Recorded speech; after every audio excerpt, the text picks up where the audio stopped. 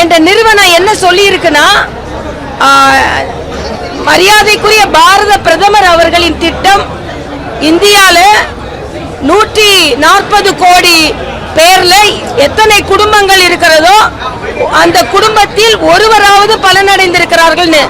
நான் இன்னொரு முக்கியமான தகவலை சொல்றேன். முதலமைச்சர் அவர்கள் தமிழ்நாடு மட்டும்தான் 11.5% வளர்ச்சி அடைந்திருக்கிறது, அதுக்கு தமிழ்நாடு அரசு மட்டும்தான் காரணம் சொல்றாரு.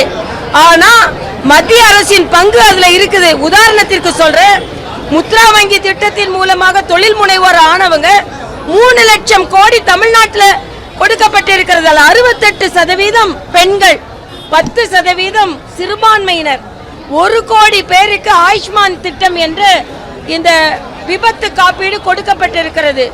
ஸ்டார்ட் அப், நேற்று ஜிதேந்திர சிங் கூட சொல்லியிருக்கிறாரு, ஸ்டார்ட் அப் அது அதிகமாக தமிழ்நாட்டில் தான் பிரதமரின் திட்டத்தினால் உருவாக்கப்பட்டிருக்கிறது.